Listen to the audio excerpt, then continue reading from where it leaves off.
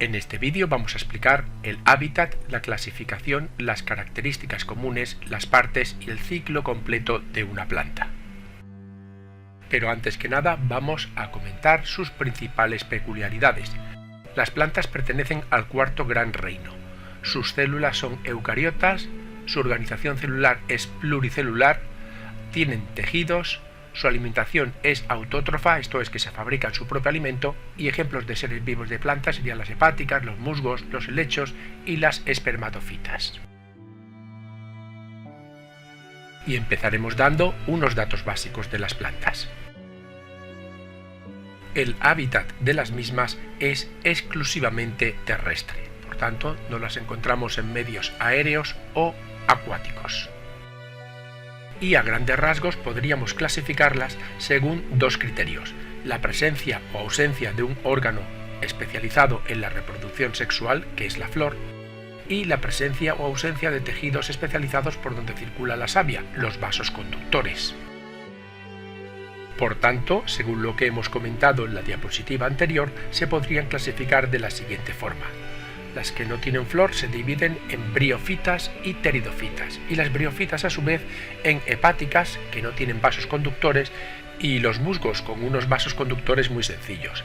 Y por otro lado están las pteridofitas, como los helechos, ya con unos vasos conductores bastante desarrollados.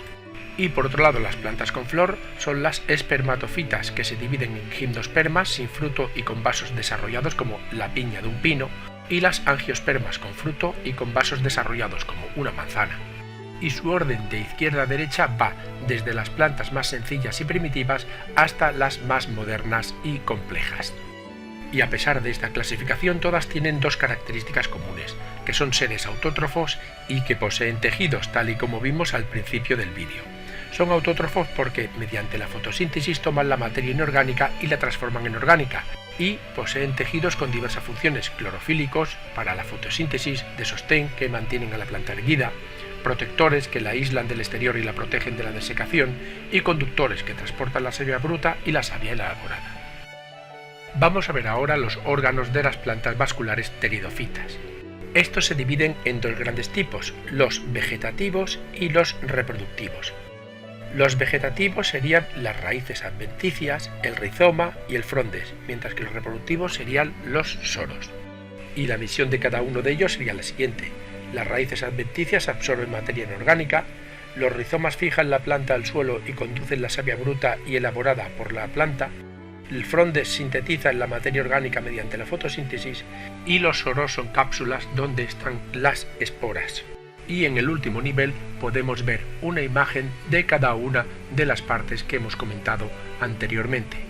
Y a continuación comentaremos los órganos de las plantas vasculares espermatofitas. Estos también se dividen en dos tipos: los vegetativos y los reproductivos. Los primeros son la raíz, el tallo y las hojas, y los reproductivos las flores. Y la misión de cada uno es la siguiente: la raíz fija la planta al suelo y absorbe la materia inorgánica. El tallo conduce la savia bruta y elaborada por la planta, las hojas sintetizan la materia orgánica mediante la fotosíntesis, y las flores producen los gametos y permiten la reproducción sexual. Como resumen y a grandes rasgos, las partes de una planta espermatofita, las más evolucionadas, son las siguientes. Los órganos vegetativos serían los siguientes: la raíz, el tallo y las hojas, mientras que los órganos reproductivos serían la flor.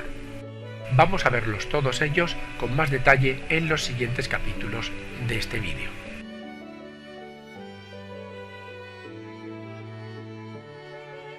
Y empezaremos hablando de la raíz.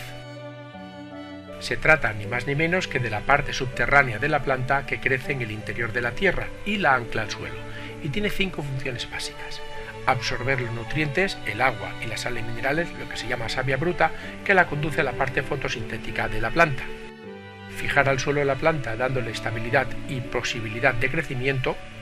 También hace las funciones de almacén, acumulando sustancias de reserva, como por ejemplo la zanahoria. Es creadora del suelo, ya que las raíces de los árboles segregan ácidos orgánicos potentes para disolver piedras calizas y liberar el calcio y otros minerales útiles para las especies que producen y explotan el humus. Y por último sirven como comunicación, ya que ciertas especies de árboles pueden unir sus raíces a la de árboles de esta misma especie y así poner en común los recursos hídricos y nutritivos. Sus principales partes son las siguientes: el cuello, que es la zona de unión del tallo con la raíz principal, que es de la que parten todas las demás y crece hundiéndose en el suelo para fijarse en él, las raíces secundarias, que son raíces adyacentes que suelen crecer paralelas al suelo, los pelos absorbentes, unas vellosidades encargadas de captar el agua y las sales minerales, la zona de crecimiento, el lugar por donde aumenta de tamaño la raíz, y la cofia o piloriza, una estructura resistente que protege el extremo de la raíz cuando ésta crece. Y aunque hay varios tipos de raíces, las más comunes de todas ellas son las siguientes: las axonomorfas o pivotantes. Están compuestas por una raíz que contiene mayor espesor, considerada la principal, y otras que salen de ella y que son más delgadas, como por ejemplo el eucaliptus o la rosa.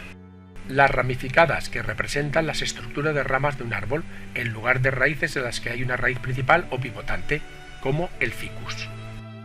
Las fasciculares, donde no hay una raíz principal y todas tienen el mismo grosor. Unos claros ejemplos de estos sería el maíz, el helecho o la cebolla. Las napiformes, donde la raíz principal tiene una función de almacenar sustancias de reserva, como por ejemplo la zanahoria o el nabo. Las tuberosas, que contienen una estructura fasciculada que, tras la acumulación de las sustancias de reserva, se ensanchan de manera significativa. Claros ejemplos serían la patata o la mandioca. Y las adventicias, unas raíces que son utilizadas por ciertas especies de plantas para lograr treparse o extenderse a lo largo de la superficie del suelo, como por ejemplo la fresa. Y estas serían las raíces más comunes, aunque también hay otros tipos. A continuación vamos a hablar del tallo. Se trata de una parte aérea de la planta que la mantiene erguida y de él salen las ramas y las hojas. Tiene una doble función: conducir las sustancias, porque es la vía de circulación de agua entre las raíces y las hojas de la planta, y en ella se hallan los vasos conductores de la savia, los xilemas, que transportan la savia bruta, y los floemas, que transportan la savia elaborada. Sería como las venas y las arterias de los animales vertebrados. Y por otro lado hace de sostén de ramas y hojas para que estas últimas puedan acceder con más facilidad a la luz solar. Las principales partes del tallo son las siguientes: el tallo propiamente dicho, que es el tallo de consistencia herbácea propio de las hierbas como la lechuga, el orégano o el clavel, pero si es de un árbol o arbusto se le llama tronco, porque es un tallo leñoso. El cuello, la zona de unión del tallo con la raíz principal. La rama, que son vástagos del tallo principal. La axila, el punto por donde se une la rama o la hoja con el tallo. El nudo, unas zonas del tallo desde donde nacen las hojas. El entrenudo, la porción de tallo que separa a dos nudos. Y las yemas, unos pequeños brotes que se presentan en cada axila y dan lugar a nuevas ramas u hojas. Bien, pues de estas hay de dos tipos: la terminal, que es de crecimiento superior y permite el crecimiento vertical de la planta, y la axilar, que es de crecimiento lateral. Y al igual que las raíces, los tallos también podemos clasificarlos, pues unos criterios de clasificación serían los siguientes: según el medio en el que viven, pueden ser acuáticos, donde todo o parte del tallo está dentro del agua, hipogeos o subterráneos, como los rizomas, el lirio, los bulbos, la cebolla o los tubérculos, la patata. Y finalmente epigeos o aéreos, que pueden ser rectos o ascendentes, que crecen en forma vertical, o rastreros, que crecen en forma horizontal. Otro criterio de clasificación es según su consistencia, que pueden ser herbáceos, blandos y flexibles como las hierbas, o leñosos, duros y rígidos como los árboles y arbustos. Y el último criterio de clasificación es según su duración. Pueden ser anuales, que crecen durante un año como máximo, como las hierbas, o perennes, que crecen durante más de un año, como la encina. Y esto sería todo por lo que respecta a los tallos. Pasemos ahora al siguiente apartado del vídeo.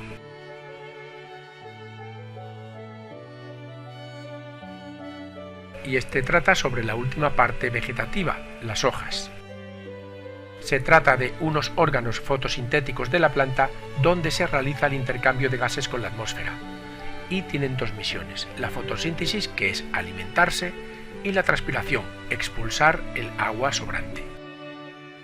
Y empezaremos hablando de la fotosíntesis. Las raíces captan materia inorgánica del medio, agua y sales minerales, llamada savia bruta, que es conducida hacia las hojas mediante un conjunto de conductos o vasos llamado xilema, y en las hojas transforman la materia inorgánica en orgánica mediante la fotosíntesis. Pues para explicarla vamos a utilizar este esquema que vamos a seguir de menor a mayor detalle del corte de una hoja. El orden descendente sería el corte de una hoja, la célula vegetal, el cloroplasto y el tilacoide. Empecemos. Hemos visto que la savia bruta llega a la hoja, y en estas hojas hay un tejido especial para realizar la fotosíntesis, el parénquima clorofílico. La hoja absorbe la luz solar para transformar la materia inorgánica, la savia bruta, en orgánica, la savia elaborada. Y el CO2 entra en esta hoja por unos orificios microscópicos situados en el envés, los estomas, que son dos células oclusivas que se abren o cierran para permitir o impedir la entrada de dióxido de carbono. Y precisamente en los estomas están las células vegetales que, como hemos visto en capítulos anteriores, poseen cloroplastos, unos orgánulos de color verde que contienen la clorofila. Y dentro de los cloroplastos se hallan los tilacoides, donde se encuentran organizados los pigmentos y demás moléculas que convierten la energía lumínica en energía química, como la clorofila. Y es precisamente aquí, en el interior de los tilacoides, donde se realiza todo el proceso. La clorofila capta la luz solar y la usa para fabricar materia orgánica a partir del agua, sales minerales y dióxido de carbono. En este proceso se produce oxígeno que se libera al exterior. La materia producida se llama savia elaborada y ésta se reparte por toda la planta por unos vasos llamados floemas. Esta materia orgánica sirve para elaborar nuevas estructuras y realizar la respiración celular, y durante esta última las mitocondrias usan la materia orgánica para producir energía, toman oxígeno y liberan CO2. La segunda función de las hojas es la transpiración. Vamos a verla. Mediante esta, el agua sobrante de la fotosíntesis se expulsa al exterior a través de los estomas en forma de vapor de agua. A las hojas llega gran cantidad de agua absorbida por las raíces, pero solo una pequeña parte se utiliza en la fotosíntesis. Su principal función sería eliminar en forma de vapor de agua la que no es utilizada por las plantas. Y esto sucede a través de los estomas, que se abren y se cierran mediante dos células oclusivas. En la imagen de la derecha podemos ver cómo es el funcionamiento de dichas células oclusivas. Además, el agua transpirada permite el enfriamiento de la planta debido al elevado calor de vaporización del agua, ya que para evaporarse necesita consumir muchas calorías. Pasemos a ver ahora las partes de una hoja. Estas son el limbo o zona laminar, una lámina que comúnmente forma parte de la anatomía de una hoja. Hay multitud de formas de limbo, que las conoceremos a continuación. El borde, que es el límite exterior de la hoja, los nervios, los vasos que transportan la savia, el peciolo, el rabillo que une la lámina de una hoja al tallo, y, en general, el haz, que es la cara superior de la hoja, que es de un color más intenso. Y, por el otro lado, si le damos la vuelta, tendremos el envés, que es la cara inferior de la hoja, que ya es de un color un poquito más apagado. Y tal y como hemos dicho antes, aquí tenemos los diferentes tipos de limbos existentes que pueden clasificarse de diversas formas según la división del limbo, su forma, el tipo de nervadura o la forma del borde del limbo. Y aunque no hace falta aprendérselos, sí es bueno conocerlos. Y finalizamos con la parte reproductora de las plantas espermatofitas, la flor. Se trata de la estructura que contiene los órganos reproductivos de la planta, y en ella se producen las células sexuales o gametos. La función básica de una flor es la reproducción sexual. Para ello produce unas semillas y de estas semillas se originan nuevas plantas. Sus partes son las siguientes: el pedúnculo, que une la flor al tallo; el cáliz, un conjunto de hojas verdes que protege la flor y está formado por los sépalos; la corola, un conjunto de hojas coloreadas formada por los pétalos; el androceo, la estructura reproductora masculina, y en ella se halla el estambre, que es cada uno de los órganos sexuales masculinos compuestos de filamento y antera. En la antera es donde están los sacos polínicos y allí se producen los gametos masculinos, los granos de polen. Y finalmente el gineceo o pistilo, que es la estructura reproductora femenina, y está formada por el estigma, la parte del gineceo que recibe el polen durante la polinización; el estilo, la prolongación del ovario; y el ovario, donde se forman los gametos femeninos, esto es, los óvulos. Después de muchos millones de años, las flores han evolucionado y podemos clasificarlas según diversos tipos. Según las partes que presenten, pueden ser completas, si presentan todas sus partes, o incompletas, y concretamente desnudas si carecen de todas ellas, asépalas si les faltan los sépalos, o apétalas si carecen de pétalos. Según la presencia de órganos sexuales, pueden ser hermafroditas, que tienen estambres y carpelos; unisexuales masculinas, que tienen estambres; femeninas, que tienen carpelos; y estériles, que no tienen ni estambres ni carpelos. Según la forma de la corola, pueden ser dialipétalas, los pétalos de la corola están separados; o gamopétalas, donde los pétalos de la corola están unidos. Según el número de carpelos, pueden ser unicarpelares con un solo ovario o pluricarpelares, que tienen varios carpelos unidos o separados. Y según la forma de las inflorescencias, recordemos que la inflorescencia es la disposición de las flores sobre las ramas o sobre las hojas, puede ser un conjunto de flores que salen del mismo brote y se puede llamar de diversas formas, como racimo, espiga, cabezuela o capítulo, umbrela, amento o corimbo.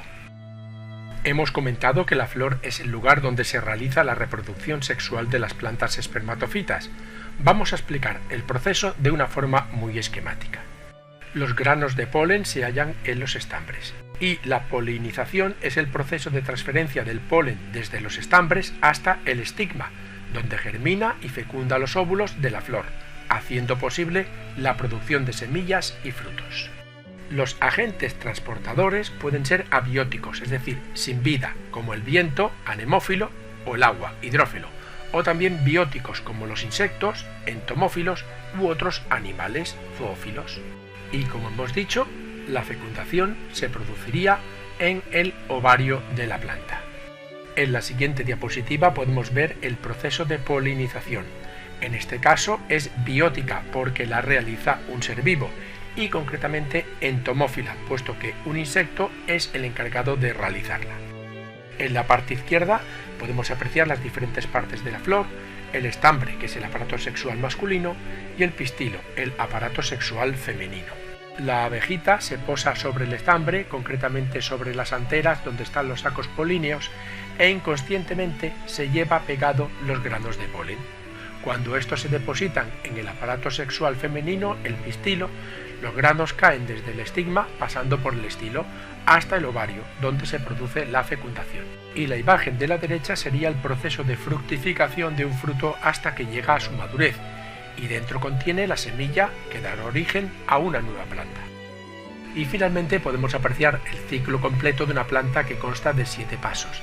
La germinación, que es el proceso mediante el cual un embrión se desarrolla hasta convertirse en una planta; el crecimiento; la floración; la polinización, que es la transferencia del polen desde los estambres hasta el estigma; la fecundación, el proceso por el cual dos gametos, el masculino y el femenino, se fusionan durante la reproducción sexual para crear una nueva planta; la fructificación, la transformación del ovario en un fruto que contiene semillas; la inseminación, la caída de la semilla a tierra; y nuevamente la germinación, donde se repite el proceso o ciclo una y otra vez.